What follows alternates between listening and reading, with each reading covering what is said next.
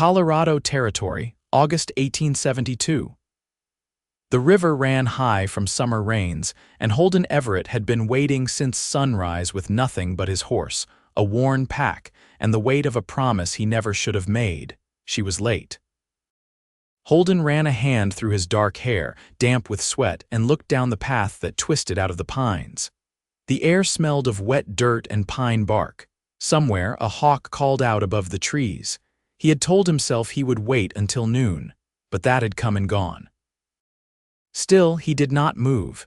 Maribelle Sutton had said she would meet him here by the river before the church bells rang in town. She had said she would wear her mother's blue shawl. She had said she would run, and Holden had believed her. He had not planned on falling for her.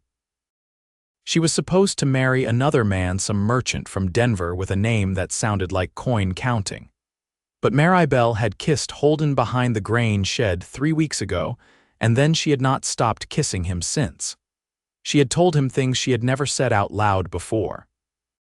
Things about how she felt trapped, about how her father did not listen, about how she had always wanted to see the land past the mountains.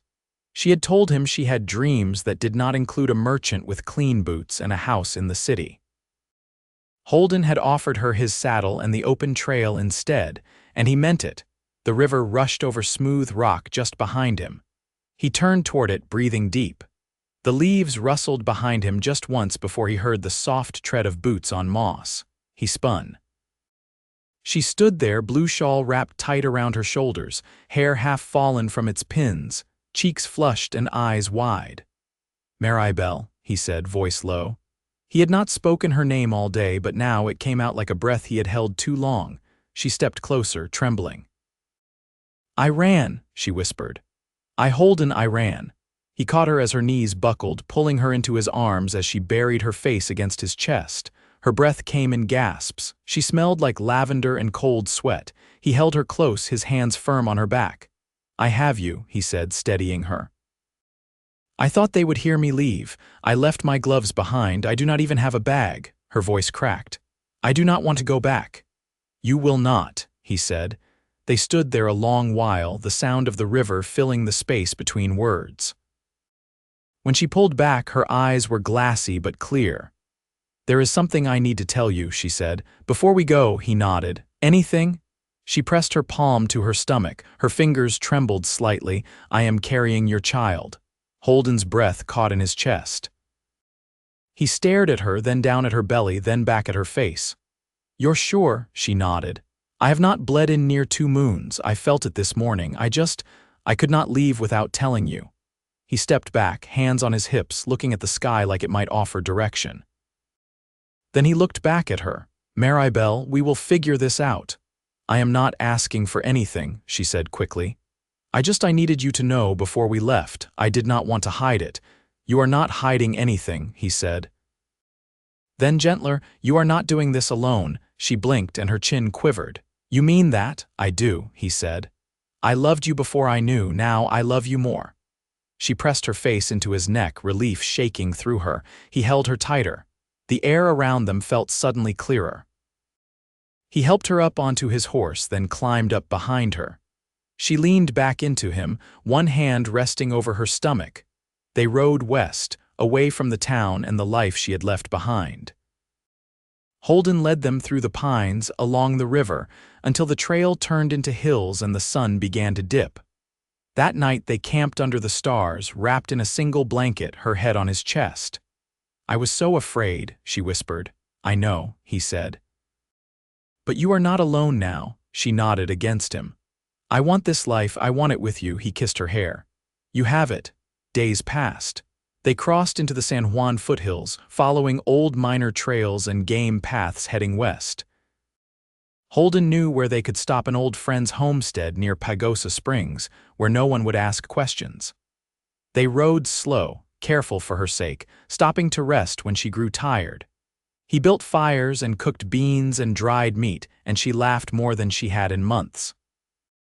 The fear faded from her eyes. One morning, while she washed up by the creek, Holden sat nearby, whittling a piece of pine into a ring. He kept glancing toward her, watching the way her hair caught the morning light.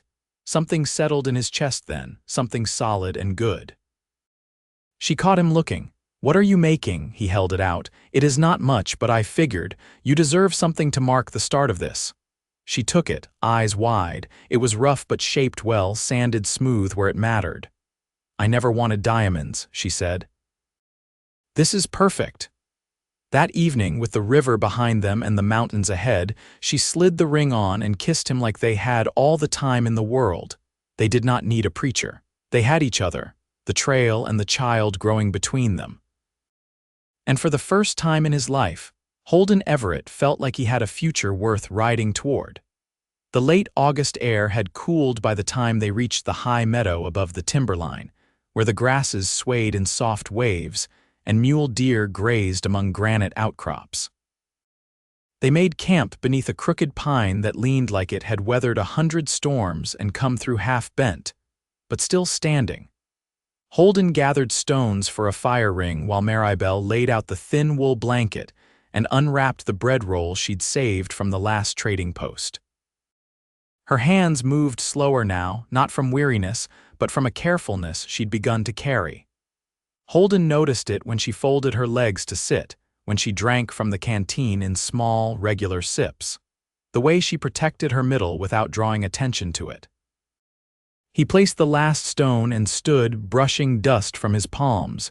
"You ever been this far west?" he asked. She shook her head. "Closest I came was a church trip to La Veta Pass when I was 12. My brother got sick from the altitude and the preacher said it was punishment for his temper." Holden crouched to build the fire. "You believe that?" "I believed a lot of things when I was 12. She set the bread between them. "Some I've since let go of." They ate in quiet, the shadows growing long between the trees. As the fire caught, Holden pulled the saddle blanket around her shoulders. She didn't protest. "I should have told my sister," she said, watching the flames. "She's the only one who ever looked at me like I had something to say." "You want to send word?" She hesitated, then shook her head. "If I write, it'll be after the snows, once we're settled somewhere." Holden nodded. "There's a man I rode with near Mancos. Has a small claim and a cabin he winters in. Might be work there." She glanced at him. "You trust him?" "Well enough. He kept a bullet out of my leg once, figured that earns him something." She smiled at that, faint and real. "I could sew for miners or teach letters. I've done both. Don't think you'll need to do much right away." "You think I can't?" Her tone cut sharper than she intended. "I think you shouldn't have to," he replied, steady. "Not till you're ready." She looked away, lips pressed. Then softer, "I don't know how to be taken care of." Holden stirred the fire with a stick. "Then we'll learn it together."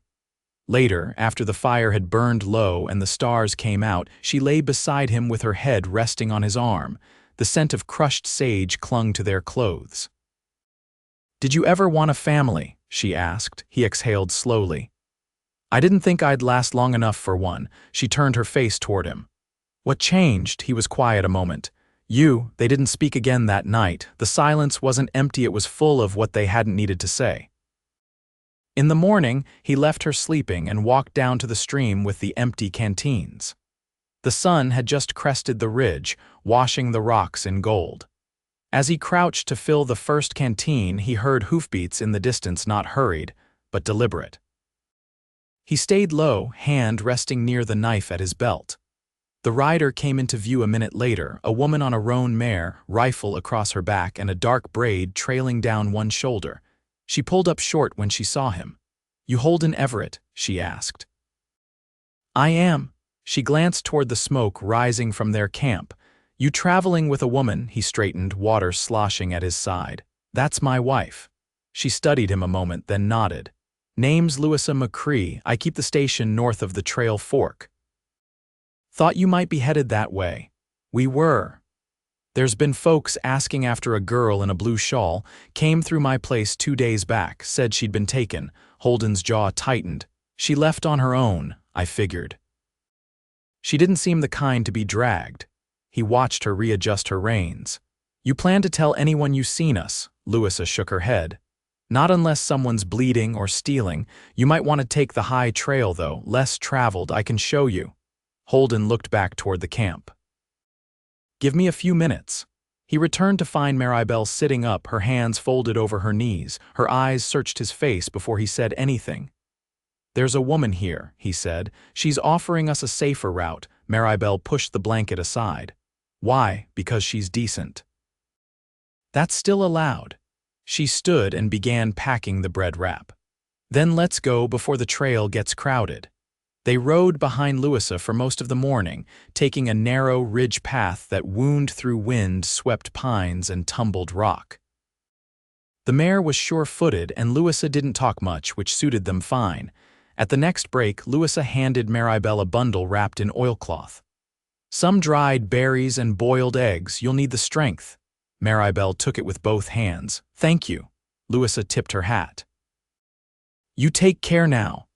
As the roan mare disappeared down the switchback, Maribelle turned to Holden. You think people like her are common? No, he said, but they exist. She tucked the bundle into her bag and met his eyes. I want to believe that. He reached for her hand. Then believe it. They moved on, the high trail stretching ahead, the wind behind them. Not every path was easy, but some were kind. They followed the high trail until the pines thinned and the land opened to a basin ringed by peaks that still held snow in their crevices. A creek cut through the middle, its banks lined with willow, and the wind carried the scent of wet stone and larkspur. Holden reined in near a stand of elder trees and nodded toward a rise just beyond the water. There'll be a place to sleep up there, he said. Old trappers built a shelter near the ridge, mostly stone and moss, but it'll hold. Maribelle shaded her eyes with one hand. How do you know about it? Spent a season up here after the war, cleared my head. She didn't ask what had needed clearing, and he didn't offer. Instead, she followed him across the basin, the horses picking careful steps over the uneven ground. Her hips had begun to ache by late day, and though she said nothing, Holden noticed the way her shoulders tensed each time she shifted in the saddle. When they reached the shelter, it was still standing. Lichen had crept over the stones and the old canvas flap had long since rotted, but the hearth was dry and there was wood stacked under a ledge. Holden dismounted and helped her down gently. She leaned against him for a breath, then straightened. We'll stay here a few days, he said. Let you rest. I'd like that. She stepped inside while he tended to the horses. When he came in, she had swept the floor clear of pine needles and laid the blanket near the hearth. Her hair was loose and her boots were off. She looked up at him, eyes thoughtful. Did you build this? She asked, helped patch it. Wasn't mine to claim. She ran her fingers along the stone. It's quiet here. That bother you? No. I think I need quiet. He watched her a moment, then sat beside her and unwrapped the last of the salt pork. As the fire crackled, she leaned her head on his shoulder. I had a dream last night, she said. I was in a room full of windows, but none of them opened. I could see the fields outside, but every door was locked. Then there was a knock and you were there, holding a rope instead of a key. He turned his head, brow drawn. What do you think it meant? That sometimes getting free means climbing, not unlocking. Holden didn't answer right away. He reached for her hand and held it against his chest. I used to dream in gunfire, he said finally. Horses screaming, friends I couldn't save. I stopped after I met you. She was quiet, eyes on the embers. I think we carry things until we're too tired to hold them. Then someone comes along and takes a piece. He looked down at her belly, then back to her face. I want to be that someone. You already are. They spent the next 3 days in the basin. Maribelle gathered herbs from the creek, stripping wild mint and drying it on a flat stone. Holden repaired the shelter's roof with pine boughs and canvas cut from his pack. On the second morning, she found a rusted kettle near the fire circle, and by dusk, she had brewed a bitter tea that eased the stiffness in her legs. They talked less, not from distance, but from comfort. Their silences grew companionable, the kind where breaths sink and no one feels the need to fill space. When she laughed, it was sudden and soft, like remembering something good. When he touched her, it was with a steadiness that asked nothing but gave everything. On the fourth day, a hawk circled low, casting its shadow across the basin. Holden watched it while sharpening his knife, the whetstone rasping under his thumb. "We can't stay here through the frost," he said. She folded the last of the mint into a cloth pouch. "I know. There's a cabin near Bayfield, a half-day's ride. Friend of mine passed it to me last spring, said I'd need it one day." She stood, brushing off her skirt. "Is today that day?" He nodded. "If we leave tomorrow, we'll make it before the rains." She met his gaze and held it. "Is it a place we can raise a child?" "Yes," he said. "It is." That night, she pulled him down beside her and pressed her lips to the place beneath his jaw, where the skin was warm and unshaven. He closed his eyes and wrapped his arms around her as if to anchor them both. She whispered, "I'm not afraid anymore." "Then we're already halfway home." The next morning, they left the basin behind. The sky was pale and clean, and the trail wound down through aspen groves just beginning to yellow at the edges. She rode with one hand on her belly, the other curled in Holden's, the horses moving slow and steady beneath them. And though the way ahead was long, their path was sure. The trail into the valley narrowed where the pines gave way to cottonwood, their trunks pale and flaking like old paint.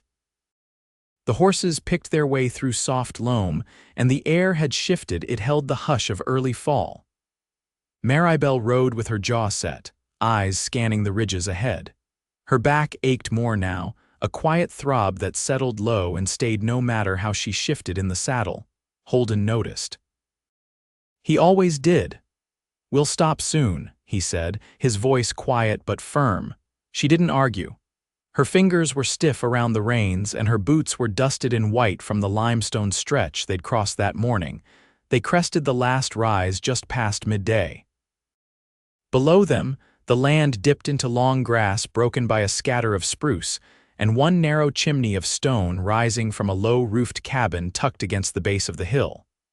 Smoke curled from the flue in a thin, steady line. A lean-to stood to one side, half covered in rawhide and scrap tin. A garden plot lay fallow beyond it, rose gone to seed. Maribelle leaned forward in the saddle, her breath catching softly. "It's more than I imagined." Holden's hand found hers. "It's enough." They reached the cabin by late afternoon. The door creaked but didn't resist. Inside, the air held the scent of dry timber and old tobacco. A carved table stood beneath the shuttered window, a short cot in the corner, and a stove with its mouth open like it had been waiting. Holden unlatched the shutters, and light spilled across the floor, catching dust in the air like snow in water. Maribelle stepped in slow, her fingers trailing along the edge of the table. "There's a stillness here," she said, "not like silence. Like something waiting to be filled." He set her pack near the cot. "Then we'll fill it." That night, Holden chopped wood until his shirt stuck to his back. Maribelle unpacked the herbs she'd dried at the basin, hanging them from the rafter with twine. She found a tin box tucked beneath the cot that held a pair of wool socks and a folded blanket stitched with initials she didn't recognize. She held it up. "Whose were these?" Holden glanced over from the porch. "Cabin belonged to a man named Ferris, old trapper. Lost a leg in the war, lived quiet after. Gave me the key on a spring morning and said, 'You'll need it when the time comes.'" She laid the blanket gently across the cot. He was right. The next morning, Holden rode east to cut fence posts from a stand of juniper. Maribelle stayed behind, the door open to let in the wind. She moved slow, washing out the old tin basins, sweeping the floor, folding the blanket again with care. Her belly pulled with each bend, not sharp but present. She paused often, one hand resting just above her navel. A knock sounded against the doorframe. She turned, startled, to find a boy of about 12 standing barefoot in the doorway, a burlap sack slung over one shoulder. His shirt hung loose on his frame, and his hair stuck out in tufts like it had been chopped with a knife. "You the folks staying here now?" he asked. "We are," she said cautiously. "Who are you, namesily?" "My pa runs cattle down the ridge. He sent me to see if the new tenants needed anything." She stepped forward. "That's kind of him." "I brought eggs," he added, holding out the sack. "3 hens went broody, but we had extras." She took the sack and peeked inside. "Tell your father thank you. What's your last name?" "Connolly. We live near the creek bend," she nodded. I'll send something back with you. She gave him half the dried mint and a strip of cloth she'd embroidered with blue thread, just a small pattern of leaves. When he left, she watched his figure dissolve into the trees, the wind tugging at his shirt. That evening, Holden returned with a bundle of posts across his saddle. She met him by the gate, the sack of eggs in her hand. "We've been noticed," she said. He frowned. "Anyone trouble you?" "No, a boy named Lee. His father sent him." Holden set the posts down and brushed sawdust off his trousers. "Connolly's good people. Kept to themselves during the war, helped hide a family once, I heard." She relaxed at that. "Then maybe this is a good place." He took the egg sack from her and smiled, not wide but full. "It is now." The next week passed in rhythm. Holden fenced in a small pasture. Maribelle lined the shelves with linen and taught herself to mix soap from lye and rendered fat. They traded with the Connollys' eggs for tea leaves, cloth for beeswax. Ellie returned twice, each time a little less shy. One morning, Maribelle stood barefoot in the garden plot, pushing soil between her fingers. She'd found a stash of seed packets hidden in a tin near the shed, wrapped in oil paper and tied with string. She eyed the sky. "Think we've time before frost?" she asked. Holden looked up from where he was mending the porch rail. "For greens, maybe radish." "Worth trying." She knelt and began to press seeds into the dirt. Her back twinged, but the cool soil steadied her. "I used to think I'd marry someone who wore polished boots and wrote ledgers," she said without looking up. He set down the hammer. "You regret not doing that?" "No," she said, brushing her hands on her skirt. "Those kinds of men never asked what I wanted. They just assumed I'd be grateful." He crossed the yard and crouched beside her. "And what do you want?" She looked at him, her face open in the way it only was when she forgot to guard it. "This," she said. "A place that's ours, work that matters, and someone who sees me whole." He reached for her hand and she let him take it. "You have all of that," he said. The first frost came early. They woke one morning to a thin crust of ice on the water bucket and a hush over the grass. Holden built a fire with thick logs and brought her warm tea before she'd risen. She wrapped her shawl around her shoulders and stepped outside, breath rising in clouds. "We'll need more wood," she said. "I'll see to it," he answered. She turned to him. "It's close." He paused. "How close?" "A matter of weeks. Maybe less." He reached for her, resting his palm against the curve of her belly, and for the first time he felt movement. Not strong, but certain. He looked up at her, eyes full. "You and me," he said. "We're ready." And in that moment, standing beneath the wide sky in the cold light of morning, there was nothing left to fear. The last snow came early in October, but it melted fast, soaking into the roots and ridges of the valley like the land had been waiting for it. The cabin held steady through the first squall, and Holden sealed the windows with moss and oilcloth, while Maribelle stitched a lining into the baby's cradle, an old apple crate she'd scrubbed and padded with wool from the Connollys' sheep. She moved slower now, but with purpose, her hands always busy, her thoughts drawn inward. One morning, as Holden returned from checking the trapline near the creek, he found her seated on the porch with her sewing in her lap, her eyes fixed on the horizon. "You're early," she said. "Trap was empty. Thought you might like company." She eased her fingers off the needle. "I've been thinking about names." Holden leaned against the rail. "Go on." "I want something that isn't bound to my old life, nothing from my father's side." "Nothing from theirs either." "You have one in mind." "I was thinking of the name Ruth." He considered it, then nodded once. "That's a good name, strong, quiet, and if it's a boy, I'd still call him Ruth." She smiled at that, eyes soft. "You wouldn't." He came to sit beside her. "No. But I'd let you decide." She rested her hand over her stomach, the weight of it familiar now. "Do you think she'll look like me?" Holden tilted his head. "No." He waited a beat, then added, "I think she'll look like herself." The wind picked up, brushing the porch beams with a far-off rustle. She closed her eyes and leaned into his shoulder. That night, the stove burned hot, and the sky outside cleared to stars. Holden sat at the table carving a spoon from cottonwood, and Maribelle rubbed oil into her hands, her sleeves rolled back to the elbow. She had taken to humming tunelessly when she worked, not songs exactly, just fragments of sound. He set down the spoon. "You miss the piano." She didn't ask how he knew. "I do. My mother taught me before she passed. I used to sneak into the church just to touch the keys." "We'll find one," he said, "in Bayfield. Somewhere." She looked at him, really looked, and the quiet between them stretched long and sweet. "I never thought I'd have this," she said. "You earned it." "No," she said, "I chose it." "That's different." He reached for her hand, his thumb brushing the ridge of her knuckle. "Then I'm grateful." The baby came on a windless night 2 weeks later. The air was sharp but still, and the moon hung low enough to light the corners of the room. Maribelle labored in silence, her breath measured, her body working with a steadiness that left Holden awed and helpless beside her. Ellen Connolly came when they sent word, arriving with a wrapped bundle of clean linens and a pot of boiled water. She moved with calm assurance, her presence quiet and solid. "She's close," Ellen said. "Stay near."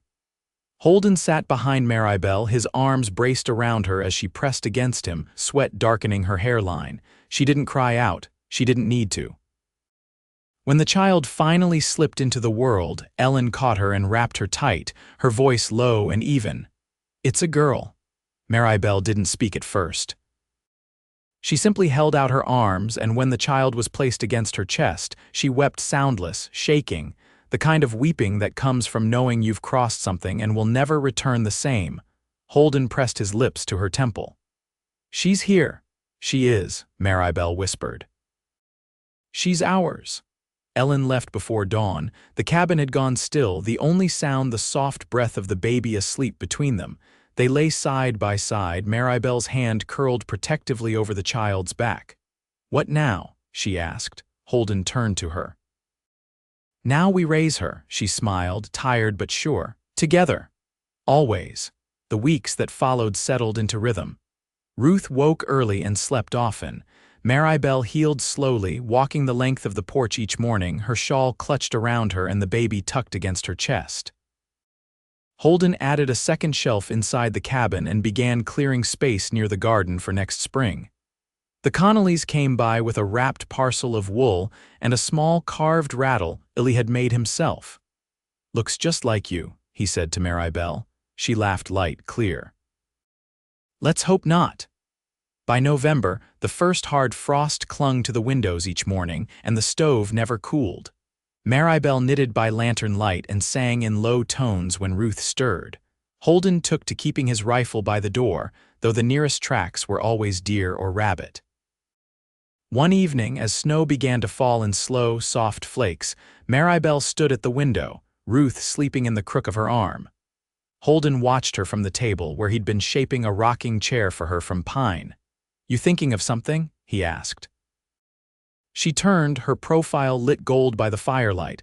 "I'm thinking there's nothing I'd change." He rose and crossed to her, resting his hand on her back. "Not a thing, not even the hard parts," she said. "They brought us here." He pressed a kiss to her cheek, then to Ruth's downy head. "Then this is home." And it was. The kind that didn't need fences to feel safe or titles to feel true. The land held them, and the cabin kept them warm, and the love that had once been a risk was now a fact, steady as the snow outside. Years passed. The valley bloomed again, and Ruth grew tall with her mother's eyes and her father's steadiness. The garden thrived. The cabin never stood empty, and Holden and Maribelle, bound by choice and made stronger by every season, never once looked back.